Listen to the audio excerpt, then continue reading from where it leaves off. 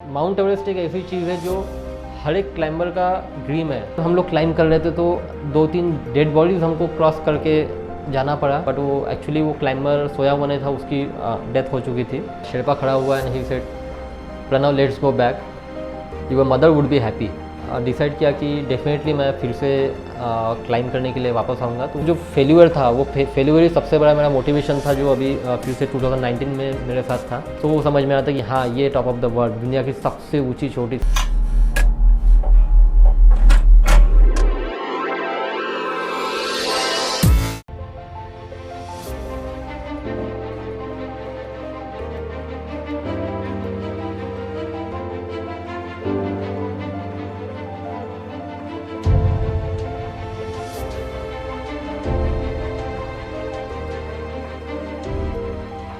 दोस्तों नमस्ते, मैं अजिंक्य आपका स्वागत करता हूं इंस्पिरेशनल टॉक्स में। आज का एपिसोड बहुत स्पेशल है क्योंकि आज मिलेंगे दुनिया का सबसे ऊंचा शिखर क्लाइंब करने वाले एक ऐसे व्यक्ति से जिन्होंने 2016 में अपने टूटे सपने को 2019 में जाकर पूरा किया और क्लाइंब किया दुनिया का सबसे ऊंचा शिखर माउंट एवरेस्ट। और उनके साथ सैर करेंगे उनकी थ्रिल से भरी उनकी इंस्पिरेशनल जर्नी को। दोस्तों, लोगों को इंस्पायर करना यह हमारा मकसद है। हमें सपोर्ट करने के लिए हमारे चैनल को सब्सक्राइब करें और इस बेल आइकॉन पे क्लिक करें। 2016 में मेरा ये माउंट एवरेस्ट का जर्नी स्टार्ट होता है। बेसिकली कोई भी अगर मैं एक पर्टिकुलर माउंट एवरेस्ट की बात करूँ तो ये सिर्फ जाके क्लाइंब करना है, सबमिट करना है एंड बैक टू होम, ये सिर्फ इतनी जर्नी नहीं होती है। जिसके ये आपका एक्सपीडिशन स्टार्ट होने से पहले उसके पीछे जो एक सारा बैकअप काम करता है, सारे लोग काम करते हैं, या फिर आप जो एक अपना डेडिकेशन से उसका प्रिपरेशन करते हो, वो सबसे इम्पॉर्टेंट जर्नी होती है। सो मेरे लाइफ में ये जर्नी 2 बार आई, क्योंकि 2016 में मैंने जब अटेम्प्ट किया था उस साल मैं वो सबमिट नहीं कर पाया। देन 2019 में मैंने फिर से ट्राई किया और वो सबमिट हुआ। लेकिन सबसे ज़्यादा इम्पॉर्टेंट मेरे लिए क्या है तो 2016 की जर्नी, बिकॉज 2016 की जर्नी मेरे लिए इसलिए भी इम्पॉर्टेंट है। माउंटेन्स के अंदर जो कोई भी चीज़ होती है, बिग माउंटेन्स में जो कुछ होता है, एक मेरा वो फर्स्ट इंटरनेशनल एक्सपीडिशन था। मेरे साथ मैं एक इंटरनेशनल टीम के साथ क्लाइंब कर रहा था। मेरे लिए हर एक चीज़ नई थी, एक बहुत ही डिफरेंट एक्सपीरियंस था। और मेरा वो जो जर्नी था वो शायद ही मैं कभी भूल पाऊँ। मतलब वो तो भूलने वाली चीज़ है ही नहीं। वो एक ऐसी जर्नी है जिसके वजह से उस जर्नी के बाद बहुत सारे चेंजेस मेरे लाइफ में आए, काफ़ी पॉजिटिव चेंजेस मेरे लाइफ में आए हुए हैं। मैंने बहुत सारी चीज़ों को, मेरा देखने का जो एंगल है वो अलग हो चुका है और मैं अभी भी माउंटेन्स क्लाइंब करता हूँ और भी आगे भी करता रहूँगा। सो 2016 माउंट एवरेस्ट एक्सपीडिशन। सो 2016 का जो माउंट एवरेस्ट का एक्सपीडिशन था वो हमने अप्रैल मंथ में स्टार्ट किया था। हम लोगों का एक 10 लोगों का टीम था, जिसमें कुछ चाइनीज़ थे, कैनेडियन थे, कुछ ग्रीस के लोग थे। ऐसा एक हमारा इंटरनेशनल टीम था। हम लोग काफ़ी मैं मतलब स्पेशली मैं काफ़ी खुश था, बिकॉज एक मेरा जो ड्रीम था, जो इतने सालों से मैं जिसके लिए कोशिश कर रहा था, वो अभी होने जा रहा था। मैं काफ़ी खुश था। और हम लोगों ने हमारा जो ट्रैक है, बेस कैम्प ट्रैक, वो हमने काठमांडू से लुकला और काठमांडू से Lukla by flight, then Lukla से हमने ये ट्रैक स्टार्ट किया। So Lukla to base camp, ये जो आपका ट्रैक है, लगभग ये आपको 8 से 10 दिन का ट्रैक है। वो पूरा ट्रैक करके हम लोग बेस कैम्प पहुँचे। ये ट्रैक के दौरान ये, बिकॉज माउंट एवरेस्ट एक ऐसी चीज़ है जो हर एक क्लाइंबर का ड्रीम है। हर कोई ट्रैकर चाहता है कि मैं एक बार तो भी एवरेस्ट बेस कैम्प का ट्रैक करूँ, या फिर जहाँ तक पॉसिबल हो सके वहाँ तक का ट्रैक करूँ। तो ये ट्रैक जब हम लोग भी कर रहे थे तो काफ़ी क्लाइंबर्स हमको मिले, पूरी दुनिया से आए हुए, डिफरेंट कंट्रीज से आए हुए क्लाइंबर्स थे, ट्रैकर्स थे। उनके साथ डेली इंटरेक्शन होता था, कुछ नई नई बातें उनसे सीखने को मिलती थी। और ये जो पहले 10 दिन का स्पैम था हमारा लुकला टू बेस कैम्प, ये हम लोगों ने किया।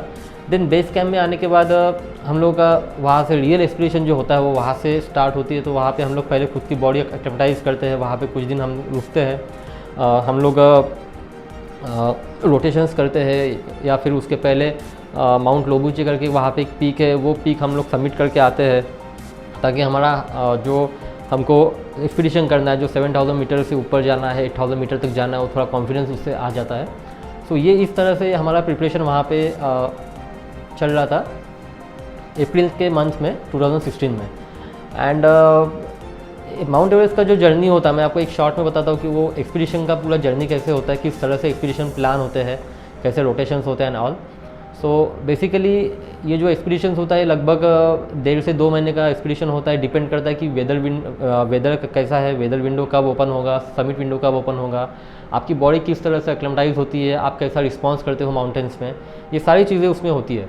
सो ये जो एक्सपीडिशन है बेस कैंप से camp 1, then camp 2, camp 3, camp 4 and summit, ये ऐसा रहता है। तो बेस कैंप से जो कैंप 1 है वो लगभग फर्स्ट कैंप जो है वो लगभग 6000 मीटर पे है, देन सेकंड कैंप जो है वो 6500 मीटर पे, देन 7000, कैंप 3 जो है वो 7200, देन कैंप 4 जो है 8000 metre and then main summit. So इस तरह का ये पूरा एक्सपीडिशन रहता है। सो हम लोग काफ़ी एक्साइटेड थे। हम लोग बेस कैंप ऑलरेडी पहुंच चुके थे, हम लोग का बॉडी एक्लेमेटाइज हो चुका था और हम लोग हमारा जो फाइनल समिट पुश होता है उसके लिए हम लोग अभी वेट कर रहे थे। सो फर्स्ट रोटेशन जो हमारी हुई थी वो काफ़ी अच्छी हुई थी। हम लोग कैंप 1 गए। कैंप 1, बेस कैंप से कैंप 1 ये सबसे इम्पॉर्टेंट सेक्शन है वहाँ का, जिसको आपको खुम्बू आइसफॉल जो होती है वो आइसफॉल आपको क्रॉस करके, वो क्लाइंब करके आपको कैंप 1 पहुँचना होता है। खुम्बू आइसफॉल अपने आप में ही एक डेथ जोन है, बिकॉज वो मूविंग ग्लेशियर है और बहुत कम समय मिलता है आपको वो खुम्बू आइसफॉल क्लाइंब करने के लिए। लगभग सभी क्लाइंबर्स एक रात को स्टार्ट करते हैं, जनरली मिडनाइट को स्टार्ट होता है, 1 या 2 बजे स्टार्ट होता है और सनराइज से पहले आपको खुम्बू आइसफॉल का जो सेक्शन है वो क्रॉस करके कैंप 1 की तरफ पहुंचना होता है। और खुम्बू आइसफॉल मतलब पूरे एवरेस्ट एक्सपीडिशन का समिट पुश जो आपका लास्ट समिट है वो तो है ही इम्पॉर्टेंट, बट खुम्बू आइसफॉल एक बहुत ही अमेजिंग, बहुत ब्यूटीफुल और उतने ही ज़्यादा खतरनाक और डेंजर क्लाइम जो है वो खुम्बू आइसफॉल का क्लाइम है। तो हम लोग का जो हमारा समिट पुश स्टार्ट हुआ था रात को, हमने लगभग 1 बजे के आसपास स्टार्ट किया था और हम मॉर्निंग 6 बजे खुम्बू आइसफॉल क्रॉस कर चुके थे। और कैंप 1 पहुंचने के बाद वहाँ से फिर कैंप 2 का जर्नी एकदम ऐसा बहुत ज़्यादा क्लाइम आपको यहाँ पे करनी नहीं है, बट बहुत सारे क्रेवासेस आपको क्रॉस करके कैंप 2 तक पहुँचना है। क्रेवासेस मीन्स जो ग्लेशियर से फर्स्ट गैप जिसको कहते हैं हम लोग, उसको क्रेवास कहते हैं। क्रेवास का एकदम बीच में ऐसी गैप्स होती है, खाई जैसी होती है। सो वो सारे क्रेवासेस क्रॉस करके हम लोग कैंप 2 पहुँचते हैं। सो और कैंप 2 के बाद फिर कैंप 2, कैंप 4 एंड समिट। सो ये जर्नी जो हमारा था, ये जो हमारा समिट पुश था, ये ऑलरेडी स्टार्ट हो चुका था। मैं बहुत ज़्यादा एक्साइटेड था बिकॉज इतने सालों का वेट करने के बाद आज मुझे वो चांस मिला था। आज वो मेरा मतलब दिन था कि हाँ अब ये जो ड्रीम है इससे मैं काफ़ी क्लोज हूँ, अब मैं इसको अभी अचीव कर लूँगा। सो कैंप 2 हो गया, कैंप 1, कैंप 2 सारा कुछ हो गया। देन हमारा वहाँ से मेन जो जर्नी था वो स्टार्ट होता है कैंप 2 से कैंप 3, जहाँ पे एक लोस्ते वॉल करके है, वहाँ से हमको वो क्लाइम करना होता है। काफ़ी स्टीप क्लाइम होता है, लगभग 75 डिग्री का ये क्लाइम होता है और काफ़ी लंबा क्लाइम होता है। सो ये कैंप 2 से कैंप 3 हम लोगों ने क्लाइम किया एंड कैंप 3 मैंने ऐसा कैंपिंग आज तक नहीं किया था। मतलब बहुत जगह पे मैंने कैंपिंग किया है, माउंटेन्स में कैंपिंग किया है, फॉरेस्ट में कैंपिंग किया है, बट मैंने इतना ब्यूटीफुल और इतना ख़तरनाक कैंपिंग नहीं किया था। बिकॉज कैंप 3 पे जो आपके टेंट्स होते हैं वो हैंगिंग एक तरह के, मतलब उसको हैंगिंग तो नहीं बोल सकते, बट ऐसे स्लोप पे वो टेंट लगे हुए होते हैं, जो स्लोप को काट के वो ऐसा बेस बनाते हैं, उसके ऊपर आपके टेंट लगते हैं और काफ़ी ठंडा होता है वहाँ पे। लगभग -18 -19 के आसपास का टेम्परेचर रहता है। सो हम लोग कैंप 2 से निकल के कैंप 3 पहुँचे। कैंप 3 पहुँच के हम लोग काफ़ी खुश थे बिकॉज अभी हमको पता है कि यहाँ से आगे कैंप 4 देन समिट, बस 2 स्टेज और हमको अभी आगे जाना है। सो कैंप 3 पहुँचने के बाद फिर हम कैंप 4 के लिए निकले। सो कैंप 3 से कैंप 4 जब हम लोग क्लाइम कर रहे थे तो उसी बीच में मेरा जो शेरपा था, जब भी आप बिग माउंटेन्स में क्लाइम करते हो, स्पेशली नेपाल में कोई भी 8000 मीटर पीक जब आप क्लाइम करते हो, आपका नेपाल गवर्नमेंट से जब परमिट निकलता है तो उसी वक्त आपके साथ एक शेरपा भी रहता है। वो शेरपा मीन्स आपका लाइफलाइन है, वो आपके साथ क्लाइम करता है, वो आपके साथ 24/7 शेरपा आपके साथ रहता है। तो कैंप 3 से जब हम लोग कैंप 4 तक क्लाइम कर रहे थे तो मेरे शेरपा की जो तबीयत थी वो अचानक से ख़राब हो गई थी। उसके थ्रोट में थोड़ा इन्फेक्शन हो गया था, बट वो कह रहा था कि नहीं ये ओके हो जाएगा, इसमें कुछ ज़्यादा दिक्कत जाएंगी नहीं। और हम धीरे धीरे करते हुए कैंप 4 पहुँचे। जब हम लोग कैंप 4 पहुँचे तो एक अलग ही वहाँ पे एनर्जी थी, एक अलग ही वाइब्स वहाँ पे थी। लगभग बहुत सारे क्लाइंबर्स थे, लगभग जितने भी क्लाइंबर्स बेस कैंप में थे आज वो कैंप 4 में हैं समिट पुश के लिए सब लोग वहाँ पे आए हुए थे। काफ़ी अच्छा माहौल था वहाँ पे। सब लोग अपना ऑक्सीजन सिलेंडर लगा के थोड़ा बाहर ऐसे वॉक कर रहे थे टेंट के बाहर। फ़ोटोज़ खींची जा रही थी बिकॉज़ वहाँ से जो टॉप ऑफ द वर्ल्ड है, रूफ ऑफ द टॉप है, वो काफ़ी क्लियर दिख रहा था। बहुत अच्छा एक वहाँ पे माहौल था। सब लोग इशारों में बात करते थे वहाँ पे बिकॉज़ मास्क होता था, मतलब मास्क निकाल के भी हम लोग बात कर सकते थे, बट फिर भी कुछ जो थे क्लाइंबर्स वो मास्क के साथ बात कर रहे थे, इशारों में बात कर रहे थे। तो काफ़ी अच्छा वहाँ पे एक एनवायरनमेंट था, बहुत ही हैप्पी और बहुत ही एनर्जेटिक एनवायरनमेंट वहाँ पे था। सो हम लोग वहाँ कैंप 4 में पहुँचे और हम लोग अभी वहाँ से हमारा समिट पुश का वेट कर रहे थे टेंट में। सो लगभग कैंप 4 पहुँच के मुझे एक 2-2.5 घंटा हो चुका था। मैं अपने शेरपा के साथ टेंट में रेस्ट कर रहा था। सडनली मेरा शेरपा बोलता है कि मुझे मेरे थ्रोट में बहुत ज़्यादा इन्फेक्शन हो गया है, अपन थोड़ा लेट निकलते। मीन्स ये होता है कि जैसे हम लोग कैंप 4 पहुँचते तो इवनिंग को हम लोग निकल जाते हैं वहाँ से, 6-7 बजे वगैरह हम लोग निकलते हैं और अर्ली मॉर्निंग हम लोग समिट पे रहेंगे ऐसा ट्राई करते। तो होल नाइट हमको क्लाइंब करके अर्ली मॉर्निंग सनराइज़ के समय पे या फिर सनराइज़ से पहले आपको टॉप पे पहुंचना होता है और जितना जल्दी आप नीचे आओगे उतना सेफ़ रहता है। सो हम लोगों ने जो प्लानिंग किया था कि हम लोग शाम को 7 बजे अपना क्लाइंब स्टार्ट करेंगे, बट हमारे शेरपा की तबीयत ख़राब हो चुकी थी और उसने कहा कि मैं थोड़ा मेडिकेशन लेता हूँ और 1-2 घंटे के बाद हम लोग ट्राई करते। तो मैंने सोचा चलो ठीक है, 1 घंटे की बात है, हो जाएगा मैनेज। बिकॉज जब आप कैंप 4 में होते मीन्स आप 8000 मीटर पे होते हो। 8000 मीटर पे ऑलरेडी ऑक्सीजन लेवल कम होती है, तो वहाँ पे ज़्यादा टाइम स्पेंड करना, मीन्स वो जो ऑक्सीजन हम लोग कैरी करते हैं वो कितने समय के लिए है उसका पूरा कैलकुलेशन करके ही वो सिलेंडर्स हमको प्रोवाइड किए जाते हैं। तो उन्होंने कहा कि 1 घंटा हम लोग वेट करते देन चलेंगे। तो मैं ठीक है चलो, उन्होंने मेडिकेशन लिया, हम लोगों ने 1 घंटा वेट किया, बट वो रिकवर नहीं हो पाए। तो फिर थोड़ा एकदम एंग्जाइटी हो गई, यार ये नहीं हो पा रहा, कैसे करेंगे, क्या करेंगे। तो फिर से मैंने कहा कि आप एक काम करो, फिर से आपका जो मेडिसिन है या फिर जो हमारे मेन कैंप लीडर है उनसे कांटेक्ट करो, उनसे बात कीजिए कि क्या हो सकता है। देन हमने हमारे मेन कैंप लीडर से बात की, उन्होंने कहा कि थोड़ा रेस्ट कर लीजिए, हम थोड़ा लेट निकलेंगे बट हम लोग ज़रूर समिट पुश स्टार्ट करेंगे। सो ये 8000 मीटर पे आने के बाद जो कैंप 4 है, कैंप 4 से जो समिट जो है वो लगभग 850 मीटर का वो पैच है। वो ये 850 मीटर आपको क्लाइंब करने के लिए लगभग 14 से 15 घंटे भी लग सकते हैं। काफ़ी टफ और काफ़ी टेक्निकल पार्ट होता है इसमें। सारा कुछ माइनस टेम्परेचर रहता है और ऑक्सीजन की ऑलरेडी वहाँ पे कमी होती है और वहाँ पे टेंट के अंदर हम लोग ज़्यादा देर नहीं बैठ सकते, बिकॉज अगर हम जितना देर यहाँ पे बैठेंगे उतना हम लोग ऑक्सीजन कंज्यूम करेंगे, उतना वो ऑक्सीजन कम होते जाएगा। सो हम लोगों ने हमारे कैंप लीडर से बात की, उन्होंने कहा कि और 1-2 घंटा रुक जाते फिर हम लोग वहाँ से समिट पुश स्टार्ट करेंगे। बट अनफॉर्चुनेटली वो कुछ भी ऐसा नहीं हो पाया, मेरा शेरपा रिकवर नहीं हुआ और मैं टेंट के अंदर बैठ के ही मैं सामने जिप खोल के जब देख रहा था तो मुझे सारे क्लाइंबर ऑलरेडी क्लाइंब करते हुए देख रहे थे। तो अंदर से भी आवाज़ आ रही थी, यार कोई बात नहीं, शेरपा यहाँ पे है तो मीन्स वो यहाँ पे रेस्ट करेंगे, मैं अकेले जाता हूँ क्लाइंब करके आ जाता हूँ। बट जहाँ तक मैंने माउंटेन्स को जाना है, मैंने समझा है, तो कितना % आपको रिस्क लेना है, मतलब कैलकुलेटेड रिस्क आपको लेते आना चाहिए। और 8000 मीटर पे हम लोग ऐसा कोई डिसीजन ले नहीं सकते। बट अंदर से थोड़ा इमोशनल ये हो रहा था कि इतने सालों से वेट किया और आज यहाँ पे हम लोग ऊपर नहीं जा पा रहे because of my Sherpa was sick. But ठीक है, वो नहीं हुआ। मैंने कैंप लीडर से बात की, उन्होंने कहा कि कोई बात नहीं।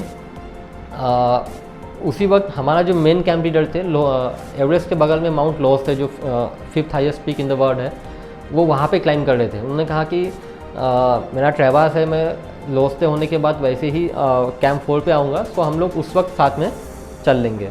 सो मैं फिर से मुझे वो होप आ गई, चलो कोई बात नहीं, शेरपा अभी सीख है बट हम लोग फिर से समिट पुश के लिए निकल सकते हैं। सो मैं शेरपा के साथ वहाँ पे टेंट में रहा, उसकी केयर किया, उसका जितना हो सके मैं उसका सपोर्ट किया वहाँ पे। और मैं अपने मेन जो कैंप लीडर थे उनका वेट करते हुए वहाँ पे रुक गया कैंप में, अपना कैंप 4 में रुका हुआ था। मेन कैंप लीडर है वो जब कैंप 4 पे जब आए थे तो ऑलरेडी वहाँ पे वेदर काफ़ी ख़राब हो चुका था, काफ़ी विंड थी और विंड की वजह से क्या हो रहा था कि टेंट काफ़ी ज़ोर से हिल रहे थे, तो बाहर अगर कोई आवाज़ देगा तो अंदर नहीं आ रही थी। और बाहर इतना ज़्यादा कोल्ड था कि मैं उनका बाहर खड़ा रह के वेट नहीं कर सकता था, तो मैं टेंट में उनका वेट कर रहा था। वो वहाँ पे आए, उन्होंने काफ़ी आवाज़ें दी लेकिन वो मुझे नहीं सुनाई दी और वो आगे निकल गए। मैंने काफ़ी कोशिश की उनसे वॉकी टॉकी पे बात करने की, सैटेलाइट फ़ोन पे बात करने की काफ़ी कोशिश की, बट कुछ कनेक्ट नहीं हो पाया। अल्फॉर्चुनेटली वेदर की वजह से कुछ भी कनेक्ट नहीं हो रहा था और वो आगे निकल गया। देन मैंने एक फुल नाइट वहाँ पे स्पेंड किया कैंप 4 में, और देन नेक्स्ट डे मॉर्निंग मुझे पता चला कि ऑलरेडी सारे लोग आगे जा चुके हैं। मेरे जो कैंप लीडर थे वो भी आगे जा चुके हैं। फिर भी मेरे पास कोई और रास्ता नहीं था, मुझे वहीं पे उनका वेट करना था, मेरे टीम का वेट करना था। तो मैंने टीम का वेट करते हुए वहाँ पे कैंप 4 में मैं रुका हुआ था। जैसे ही हम लोग वापस आए वहाँ पे हमारी टीम वापस आई, सो उनसे मेरी बात हुई। तो उन्होंने कहा कि मैं रात को आया था यहाँ पे, काफ़ी मैंने आवाज़ दी, काफ़ी मैंने कोशिश की बिकॉज क्या होता है कि कैंप 4 में बहुत सारे टेंट होते हैं और वेदर उस वक्त इतना ज़्यादा ख़राब था कि टोटल वहाँ पे मतलब फॉगी कहने से अच्छा पूरा स्नो आउट हो गया था। जहाँ पे कंटिन्यू वाइट आउट जिसको बोलते हैं हम लोग हमारी माउंटेनिंग टर्म्स में, वाइट आउट हो गया था। कंटिन्यू स्नो के छोटे छोटे पार्टिकल्स उड़ते रहते हैं, तो आपकी जो विजन होती है वो थोड़ी वीक पड़ जाती है, अब तक क्लियर दिखता नहीं है। तो उसकी वजह से भी शायद हो सकती है कि वो गेस नहीं कर पाए कि मैं कहाँ पे हूँ, कौन से टेंट में हूँ, और ये सब कुछ हो गया। वो वहाँ पे आए और वहाँ पे आने के बाद मैंने कहा कि हम लोग आज फिर यहाँ पे वेट करते हैं। हमारे पास, मैंने उनको पूछा कि हमारे पास स्पेयर ऑक्सीजन सिलेंडर्स है क्या। उन्होंने कहा कि हाँ हमारे पास स्पेयर ऑक्सीजन सिलेंडर है, हम लोग देखते हैं। तो मैंने कहा कि हम लोग आज यहाँ पे फिर से एक वेट करते हैं और शाम को हम लोग हमारा समिट पुश स्टार्ट करते हैं। बट मेरे जो शेरपा थे मिग्मा जी, उन्होंने कहा कि वेदर प्रिडिक्शंस अभी ठीक नहीं है और 3 दिन के बाद का फिर से विंडो है, सो बेटर है कि हम लोग यहाँ से कैंप 2 चलते हैं और फिर से हम लोग फिर समिट पुश के लिए आएंगे। तो जनरली ऐसा बहुत कम होता है कि एक ही एक्सपीडिशन में, मतलब एक ही अटेम्प्ट में आप लोग 2 बार कैंप 4 जाके फिर से समिट के लिए ट्राई करते हो, ऐसा बहुत कम होता है। बट मेरे केस में वैसा हुआ। हम लोग फिर से कैंप 4 से, मेरा जो शेरपा था उसको लेके हम लोग, जो सिख शेरपा था उसको लेके हम लोग कैंप 2 आए। कैंप 2 आने के बाद वो सेफ जोन में आ गया। सेफ जोन में आने के बाद वो उसका तुरंत मेडिकेशन सारा कुछ स्टार्ट हो गया और हम लोग कैंप 2 में वेट कर रहे थे फिर से वेदर क्लियर होने का। सो यहाँ से ये था कि मैं ऑलरेडी कैंप 4 जा चुका था, मेरी बॉडी काफ़ी एग्जॉस्ट हो चुकी थी और फिर से अब मुझे कैंप 2 पे था मैं, और यहाँ से हम लोगों ने फिर से प्लान बना कि फिर से ऊपर जाएंगे। सो बॉडी को रिकवर होने के लिए उतना टाइम नहीं मिला, बट मैं मेंटली काफ़ी प्रिपेयर था कि नहीं, ये चांस मुझे पता है कि शायद ही बाद में आएगा, बिकॉज एवरेस्ट एक काफ़ी महंगा एक्सपीडिशन होता है और उसके लिए फिर से उसका फंड रेज करना वगैरह ये सारी चीज़ें काफ़ी मुश्किल जाएंगे। सो मैंने कहा कि नहीं ठीक है, हम लोग ट्राई करते हैं। सो फर्स्ट टाइम जब हम लोग समिट पुश के लिए निकले थे, उस वक्त का जो एनवायरनमेंट था और अब जो हम लोग निकल रहे थे ये काफ़ी डिफरेंट था। ऑलमोस्ट सभी जो क्लाइंबर्स थे उनका समिट हो चुका था और कुछ का नहीं भी हो चुका था।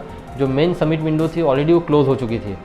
सो अभी हम लोगों ने यहाँ से फिर से प्लान किया कि नहीं, एक शॉर्ट विंडो है, वो शॉर्ट विंडो के लिए हम लोग ट्राई करते हैं। फिर से हम लोगों ने कैंप 2 से फिर से हमारा समिट पुश स्टार्ट किया। सो कैंप 2 से camp 3 and camp 4। So first time जब कैंप 2 से कैंप 3 कैंप 4 गया था, बहुत अलग एक माहौल था वहाँ पे, एक अलग वाइब्स थी वहाँ पे। सब लोग दिख रहे थे, क्लाइंब करते हुए लोग दिख रहे थे एंड क्लाइंबर्स क्लाइंब कर रहे थे। कैंप में काफ़ी अच्छा माहौल हुआ करता था, बट इस बार सब कुछ अलग था। अभी जहाँ पे हमारा जो रूट था, वो रूट पे बहुत ही कम क्लाइंबर थे और जितने भी थे वो सिर्फ वापस आने वाले थे और मैक्सिमम जो शेरपास थे वही थे। बहुत ही सिर्फ हम लोग 3 क्लाइंबर थे जो वहाँ पे हम लोग अकेले क्लाइंब कर रहे थे। और इस बार on the way first time जब गया था तो काफ़ी अच्छा क्लीन रूट था। इस बार जब हम लोग क्लाइंब कर रहे थे तो 2-3 डेड बॉडीज़ हमको क्रॉस करके जाना पड़ा। हम लगभग कैंप 3 पे जब पहुँचते ऑलरेडी हमने 2 डेड बॉडीज़ वहाँ पे क्रॉस की थी। और जब हम लोग डेड बॉडी को क्रॉस करते थे तो उतना ही मॉरल और डाउन होता था, उतना ही थोड़ा फियर भी लगता था। बट वो एक था कि नहीं यार, ये तो मतलब ये जो कुछ यहाँ पे डेड बॉडीज़ है या सारा कुछ है, इसको ओवरकम करना ही होगा, खुद को और मेंटली स्ट्रांग बनाना होगा। और हम लोग धीरे धीरे करते कैंप 4 पहुँचे। लगभग हम लोग शाम को इस बार कैंप 4 शाम को 6 बजे हम लोग कैंप 4 पहुँच चुके थे। और कैंप 4 एक सबसे डरावना प्लेस मुझे उस वक्त लगा था, बिकॉज वहाँ पे सिर्फ 2-3 टेंट जो थे हमारे, जो हमने टेंट वहाँ पे रखे हुए थे वो 2-3 ही टेंट थे वहाँ पे, बाकी सारा कुछ वाइंड अप हो चुका था। और वेदर भी उस वक्त काफ़ी ख़राब था, काफ़ी विंड चल रही थी स्नो के पार्टिकल्स कंटिन्यू हिट कर रहे थे चढ़ रहे थे। और हम लोग जो हमारे जो 2-3 टेंट बचे हुए थे उसके तरफ हमने अप्रोच किया। हम जैसे ही टेंट के पास पहुँचे तो हमने पास से देखा कि उसमें से एक टेंट ऑलरेडी फट चुका है। जो एक टेंट है, 2 टेंट बचे हुए थे, तो उसमें से एक टेंट में हम लोग गए तो हमको जब जिप खोला हमने टेंट का तो एक क्लाइंबर रात में अंदर में सोया हुआ था। सो हमको लगा चलो कोई है यहाँ पे, बट वो एक्चुअली वो क्लाइंबर सोया हुआ नहीं था, उसकी डेथ हो चुकी थी। तो हमने फिर दूसरे टेंट के लिए हम लोग गए। दूसरे टेंट का हमने वहाँ पे हम लोग रुके। हम लोगों ने वहाँ पे अपना जो अपना पैक फूड होता है वो पैक फूड ओपन किया और हम समिट के लिए रेडी हो गए। सो इस बार जो समिट विंडो था, ये जो शॉर्ट समिट विंडो था, ये काफ़ी ट्रिकी विंडो था बिकॉज इसका कुछ परफेक्ट प्रिडिक्शन नहीं था इस बार का। सो हम लोग टेंट के अंदर बैठ के विंड का जो फ्लो है, विंड का जो प्रेशर है वो कम होने का वेट कर रहे थे, स्पीड कम होने का वेट हम लोग कैंप 4 में हम लोग कर रहे थे। सो हमारे जो मेन लीडर थे उनके अनुसार हमको रात को 9 बजे वहाँ से स्टार्ट करना था, बट रात को 9 बजे तक भी वो जो वेदर था वो क्लियर नहीं हुआ था, वो ऑलरेडी और ख़राब हो चुका था। सो हमने कहा कि कोई बात नहीं, हम लोग और 1 घंटा वेट करते हैं, 2 घंटा वेट करते हैं। हमने फिर से 2 घंटा वेट किया, फिर भी वेदर क्लियर नहीं हुआ था। लेकिन मेरे जो मेन बिगमा जी जो हमारे मेन लीडर थे वो काफ़ी एक्सपीरियंस थे, उन्होंने ऑलरेडी माउंट एवरेस्ट 7 से 8 बार क्लाइंब कर चुके थे। उसके अलावा भी उन्होंने जो अदर 8000 मीटर्स पीक्स है, जिसमें माउंट कंचनजंगा है, K2 है, डिफरेंट ऑल 8000 मीटर्स उन्होंने क्लाइंब किए थे। सो इतना एक्सपीरियंस क्लाइंबर मेरे साथ था, उन्होंने कहा कि हम लोग ज़रूर ट्राई करेंगे। सो मैं काफ़ी खुश हो गया कि चलो कोई बात नहीं, वेदर ख़राब है लेकिन हम लोग ट्राई करेंगे, बिकॉज उनका कहना था कि हो सकता है कि मिडनाइट तक वेदर क्लियर हो जाए। सो हम लोग वहाँ पे मतलब थोड़ा वेदर क्लियर होने का वेट कर रहे थे और 11 बज गए, 11:30 बज गए, वेदर क्लियर हुआ नहीं। सो मेरा शेरपा कहता है कि हम एक बार तो भी ट्राई करते हैं। सो हम लोगों ने फिर से अपने गियर अप किए, डाउन सूट वगैरह एकदम सब ओके किया, शूज़ वगैरह पहने हम लोगों ने और समिट विंडो के लिए हमने स्टार्ट किया। सो यहाँ से जैसे ही मैंने ज़िप खोली, टेंट की ज़िप खोली और सबसे पहले मेरा शेरपा बाहर निकला और मैं जैसे ही बाहर निकलने के गया तो मेरे लेफ़्ट हैंड का जो ग्लव्स था, मिटन जो थे वो उड़ गए विंड की वजह से और एकदम से ये नम पड़ गया था, एकदम से ठंडा पड़ गया था। तो मैंने मेरे शेरपा को कोहनी मारा कि मेरा ये मिटन उड़ गया, ग्लव्स उड़ चुके हैं करके। सो उन्होंने मुझे बोला कि please go in the tent. तो मैं तुरंत टेंट के अंदर गया। टेंट में हम बर्नर जलाया, बर्नर जला के मैंने अपना हाथ थोड़ा उसमें सेक लिया तो मेरा हाथ नॉर्मल आ चुका था। और अभी 2016 में हुआ था, अभी 2021 में हम लोग बैठे। अभी भी हम लोग, मेरा शेरपा और मैं जब कभी बात करते तो मैं उनको पूछ लेता हूँ, अब तो बता दो कि उस दिन रात को आपने वो ग्लव्स कैसे ढूंढ के लाया। बिकॉज जब मेरा ग्लव्स उड़ चुका था, मैं टेंट के अंदर था, पता नहीं इनको कैसे वो मिला। ये लोग मेरे जो मेन लीडर थे वो गए, उन्होंने मेरा ग्लव्स लाया और मेरे को दिया। सो अभी भी जब भी मैं पूछता हूँ तो सिर्फ एक बहुत अच्छा स्माइल दे देते हैं और सिर्फ हंसते हैं और बाकी कुछ मेरे को बताते नहीं है। सो अभी भी वो क्वेश्चन मार्क है। सो उन्होंने वो ग्लव्स ला के दिया, तब तक मैंने अपना हाथ काफ़ी रब किया था, नॉर्मल हो चुका था। मैंने पहन के फिर से हम लोगों ने स्टार्ट किया। सो ये अभी ऐसा था कि 8000 मीटर पे सिर्फ अभी 2 क्लाइंबर क्लाइंब कर रहे थे, हमारे अलावा 8000 मीटर पे कोई नहीं था, सिर्फ हम 2 क्लाइंबर थे। और वेदर काफ़ी ख़राब था, काफ़ी वाइट आउट था, स्नो के पार्टिकल्स कंटिन्यू चेहरे को हिट कर रहे थे। जो हमारा विज़न था वो काफ़ी मतलब उतना क्लियर नहीं था, थोड़ा वाइट आउट की वजह से। हम लोगों ने क्लाइंब स्टार्ट किया और लगभग हम लोग जब जैसे जैसे क्लाइंब करते आगे बढ़े और जहाँ से रोप की ज़रूरत पड़ती है वो पॉइंट पे हम लोग पहुँचे। सो हम क्या हुआ कि ये 3-4 दिनों में हम एक चीज़ हमारे माइंड से निकल गई, मेरे शेरपा के भी माइंड से निकल गई कि पिछले 3 दिनों से कंटिन्यू स्नोफॉल होती है और स्नोफॉल हो रहा था। तो उसके वजह से जो मेन समिट रोप होती है, जो आपकी मेन फिक्स रोप होती है, वो स्नो से कवर हो चुकी थी। और आपको जब समिट के लिए रहते हैं तो विदाउट रोप आप क्लाइंब नहीं कर सकते, बिकॉज वो सबसे आपके सेफ्टी का वो फर्स्ट ये है। हम उसमें जुमार अटैच करते हैं और हम लोग क्लाइंब करते हैं। सो वहाँ पे पहुँचे तो क्लाइंब करके पहुँचे तो सब कुछ स्नो से कवर था और हमको कहीं पे भी स्नो नहीं मिल रही थी। और मेरे लिए वो ऐसा था कि नहीं, मेरे लिए लास्ट चांस है, मुझे अभी शायद ही इसके बाद चांस मिलेगा, इसलिए मैं अपने पैर से ऐसे स्नो को निकाल रहा हूँ। वो मेरा शेरपा भी ट्राई कर रहा है कि कहीं पे रोप मिल जाए, बट हमें रोप नहीं मिली। बट कैंप 4 से जब मेन समिट के लिए जब हम लोग निकलते तो वो जो पैच है, थोड़ा फ्लैट पैच है हल्का सा, देन वहाँ से एकदम क्लाइंब स्टार्ट होता है। तो कैसे तो भी हमने फ्लैट पैच तो क्लाइंब किया, देन जो थोड़ा ऐसा वर्टिकल पार्ट जहाँ पे आया वहाँ पे हमको रोप की ज़रूरत थी, बट हम लोगों ने काफ़ी कोशिश की, हमको रोप ढूंढने की नहीं मिली। और थोड़ा सा आगे हम लोग गए तो हमको एक रोप दिखी, बट हर साल एक फिक्सिंग जो रोप फिक्सिंग टीम होती है उनका एक रोप का कोड रहता है, हर साल नई रोप यूज़ करते हैं। तो हमको जो रोप मिला था वो पुरानी रोप हमको मिली थी। सो शेरपा सेठ की ये पुरानी रोप है, हमको इसको जुमारिंग करके क्लाइंब नहीं करना है। बट मैंने कहा कि ठीक है, जहाँ तक जाएगा वहाँ तक चलते, हो सके कि इसके आसपास ही कहीं मेन रोप हो। तो हम उतना पैच करके क्लाइंब करके ऊपर गए, और जहाँ पे एंकर आता है एंकर के पास हम लोगों ने आके पहले खुद को सेल्फ एंकर किया, एंड देन हम लोग फिर से रोप ढूंढना स्टार्ट किया। बट हमको रोप नहीं मिली। उस वक्त जब रोप नहीं मिली तो एकदम से लाइक पूरा मतलब मॉरल डाउन हो चुका था कि रोप नहीं है, अब आगे कैसा क्लाइंब करेंगे। बट मैं शेरपा कह रहा था कि कोई बात नहीं, जस्ट मुझे फॉलो करो। मैं तो थोड़ी देर हम लोगों ने, और विदाउट रोप हम लोगों ने थोड़े आगे तक क्लाइंब किया। थोड़े आगे तक क्लाइंब करने के बाद फिर से ऐसे कुछ पैच आया, एकदम वर्टिकल पैच थे, वहाँ पे रोप की ज़रूरत थी। सो मेरा शेरपा आगे क्लाइंब कर रहा था, मैं उसके पीछे था। और एक ऐसा मोमेंट था वो कि सिर्फ हम दोनों क्लाइंब कर रहे थे। माउंटेन था वहाँ पे, माउंट एवरेस्ट था, बैड वेदर था, जो सिचुएशन थी वो काफ़ी ख़राब सिचुएशन थी वहाँ पे, और हम लोग जस्ट चले जा रहे थे। और थोड़ी देर से मैं देखता हूँ कि मेरा शेरपा ऑलरेडी, मतलब मैं थोड़ा पास गया तब वो नी डाउन हो चुका था, वो घुटने पे बैठ चुका था। तब वो रियलाइज़ हुआ कि, और मैं जस्ट उनके पीछे था, तब मुझे वो रियलाइज़ हुआ कि एक ऐसा क्लाइंबर जिन्होंने माउंट एवरेस्ट 8 से 9 बार क्लाइंब कर किया हुआ है, ऑल 8000 मीटर पिक्स क्लाइंब किए हुए हैं, वो अगर नी डाउन होके यहाँ पे बैठा है, it means it's all finish. अब इसके आगे कुछ नहीं है। वो बहुत साइलेंट कम्युनिकेशन था, एकदम साइलेंट कम्युनिकेशन था, बात करने की ज़रूरत नहीं थी, बस वो फील करना था, समझना था कि अब इसके आगे कुछ नहीं। और काफ़ी मतलब मुश्किल था वो जो मोमेंट था, वो जो एक ज़्यादा से ज़्यादा मेरे ख्याल से 2 या 3 मिनट का वो जो उतना मोमेंट था, वो काफ़ी मुश्किल था। मैं धीरे से उनके पास गया एंड उनके शोल्डर पे टैप किया। वो मेरा शेरपा खड़ा हुआ and he said, Pranav let's go back, your mother would be happy.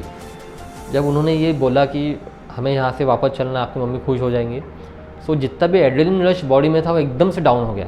Like हाँ, मुझे मतलब ये था कि अब समझ में तो आ गया कि इसके आगे नहीं जा सकता, एकदम एड्रेनलिन रश डाउन हो गया था। एंड बहुत मिक्स इमोशंस थे उस वक्त अंदर में, बिकॉज वहाँ से जो मेन पीक था वो दिख रहा था, हम लोग वहाँ पे खड़े थे, और कुछ ही सेकंड के लिए, शायद एक 10-20 सेकंड के लिए एकदम से जो उसका लास्ट का पॉइंट था, जो वहाँ से कैंप 4 से जो समिट पॉइंट दिखता है, वो थोड़ी देर हमको दिखा एंड देन फिर से क्लाउड में कवर हो गया।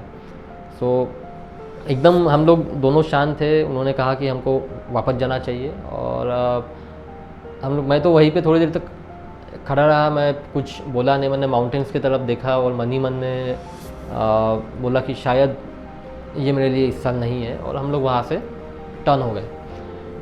We could not find the ropes. We made a decision to go back. And I think it's good that we go back alive to our parents. Our mother will be happy, I guess. Right? Yes, it's a very hard decision for me, but I take. Turn हो गया, हम लोग फिर से camp 4 आया, camp 4 से then again नीचे की तरफ कैंप 3, कैंप 2, और देन बेस कैंप, और बैक टू काठमांडू। ये हुआ जब मैं बेस कैंप पहुंच चुका था, सेफ जोन में जब मैं पहुंच चुका था, तब काफ़ी मतलब समय मुझे खुद से बात करने के लिए ऑलरेडी मिल चुका था, बिकॉज कैंप 4 से मैं बेस कैंप नीचे आ रहा था, काफ़ी समय मुझे मिल चुका था।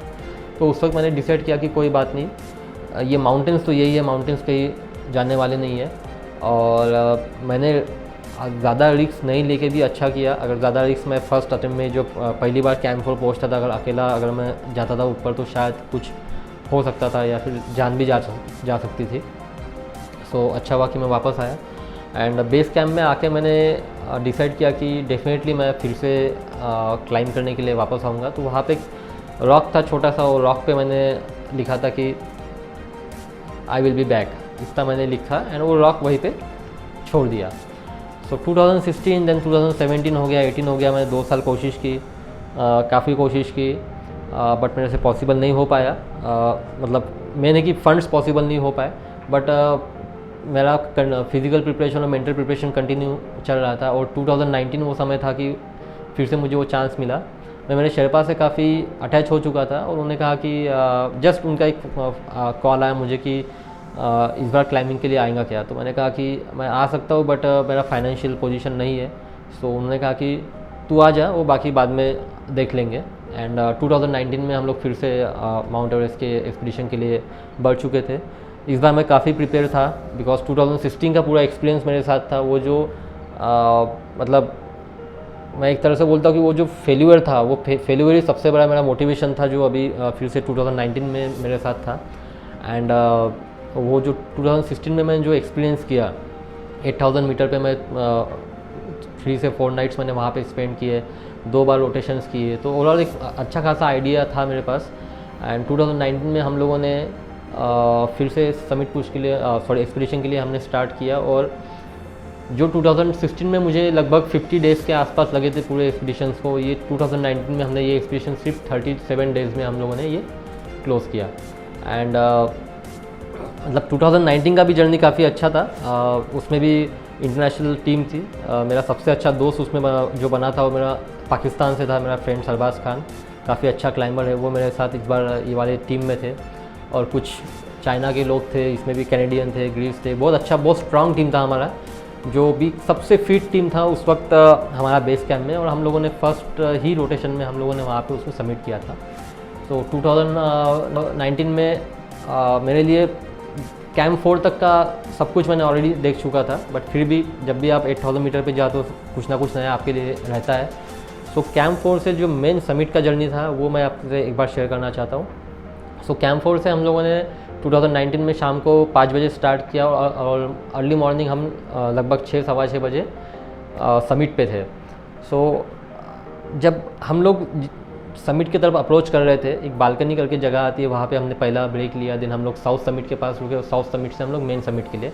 सो साउथ समिट से जो समिट का रिज दिखता है, सो वो इतना एक्साइटिंग था मेरे लिए, बिकॉज यहाँ से वो पूरा समिट रिज दिख रहा है। हाँ, मुझे अभी यहाँ से चढ़ना है और वो जगह वहाँ पे है जिसके लिए मैं इतने सालों से वेट कर रहा था, जिसके लिए मेरा 2016 का एक्सपीडिशन हुआ, 2017, 18 और उसके पहले के भी कुछ साल, 2016 के पहले के कुछ साल मैंने प्रिपेयर किया था, वो अभी मेरी आंखों के सामने है। एंड जैसे जैसे हम लोग क्लाइंब करते करते समिट पॉइंट के पास पहुँचे, सो मैंने रियलाइज़ किया कि जब मेरे आंखों से समिट पॉइंट सिर्फ 50 मीटर की दूरी पे था, वो दिख रहा था, जो प्लेयर फ्लैग्स होते हैं वो वहाँ पे दिख रहे थे कि वो लास्ट पॉइंट है। तो उस वक्त मेरे पैर थोड़े हेवी हो गए थे। और जैसे जैसे मैं वो समिट पॉइंट की तरफ पहुँच रहा था, तो वैसे वैसे पूरी जो मेरी एंटायर जर्नी थी वो मुझे फिर से याद आना स्टार्ट हो गई। कैसे 2016 में क्या क्या किया था, क्या हुआ था, देन बीच में क्या किया, कैसा स्ट्रगल करना पड़ा, और वो सारा कुछ मेरे आंखों के सामने था। और जब मैं समिट पॉइंट पे पहुंचा तो मैं एकदम शांत हो गया था और मैं मतलब नी डाउन हो गया था वहाँ पे। मैं अपने घुटनों पे बैठ गया था और जस्ट वो जो मोमेंट था उसको फील कर रहा था। वो सारा कुछ अपने आप सब कुछ रिवाइंड हुआ, मतलब उसको ऐसे ज़बरदस्ती रिवाइंड करने की ज़रूरत ही नहीं पड़ी, वो अपने आप ही सब कुछ रिवाइंड हुआ, सब कुछ आंखों के सामने आया। एंड मैं जस्ट आंखें बंद करके समिट पॉइंट पे 2 मिनट के लिए ऐसे नीचे बैठा था। तभी मेरे शेरपा ने टैप किया, तो मुझे याद आया कि 2016 में मैंने मेरे शेरपा को टैप किया था। और यहाँ पे अभी 2019 में मेरा जो शेरपा मुझे टैप कर रहा है, उसने मुझे जस्ट शोल्डर पे टैप किया और बोला कि let's take a photographs, because summit पे आपको फ़ोटोज़ लेने होते हैं, काफ़ी इंपॉर्टेंट है वो। तो एक आपकी मेमोरी रहती है लाइफ टाइम के लिए, और दूसरी चीज़ रहती है कि वो आपको नेपाल गवर्नमेंट को सबमिट करना होता है, तभी जाके वो मानते कि हाँ ये बंदा यहाँ तक पहुँचा हुआ, दिन वो आपको सर्टिफिकेट प्रोवाइड करती है। सो वहाँ पे हम लोग समिट पॉइंट पे पहुँचे तो बहुत ही अमेजिंग व्यू था। मैंने ये समिट के दौरान जो था कि मेरे कुछ ड्रीम्स थे, मैं हमेशा इमेजिन करता था कि मुझे सनराइज़ देखना है टॉप ऑफ द वर्ल्ड से। काफ़ी लाइक थोड़ा कॉमन सा है, सबका होता है कि सनराइज़ देखना है, बट मुझे टॉप ऑफ द वर्ल्ड से सनराइज़ देखना था। बट मैं समिट पे थोड़ा लेट पहुंचा, सनराइज़ उसके पहले हो चुका था। तो साउथ समिट पे जब मैं था तब मैंने वहाँ से सनराइज़ होते हुए देखा, बहुत ही खूबसूरत सनराइज़ था। वो सनराइज़ मैंने होते हुए वहाँ पे देखा। वो जो पूरा मोमेंट था उसको मैंने काफ़ी अच्छे से फील किया। साउथ समिट पे मैं अपना गॉगल ऊपर करके बैठा हुआ था एंड वो सारी चीज़ें मैं देख रहा था। देन थोड़ा आगे जाने के बाद मैंने एवरेस्ट के शैडो के बारे में काफ़ी सुना था और काफ़ी पिक्चर्स भी देखे थे, बट उसको लाइव देखना था। जो दुनिया की सबसे ऊंची चोटी, उसकी शैडो कैसी दिखती होंगी। सो मैं वहाँ पे था एंड जब समिट पे पहुँचे तो जस्ट उसके राइट हैंड साइड में वो पूरी शैडो वहाँ पे दिख रही थी। पूरे सब माउंटेन्स उस शैडो के अंदर में थे।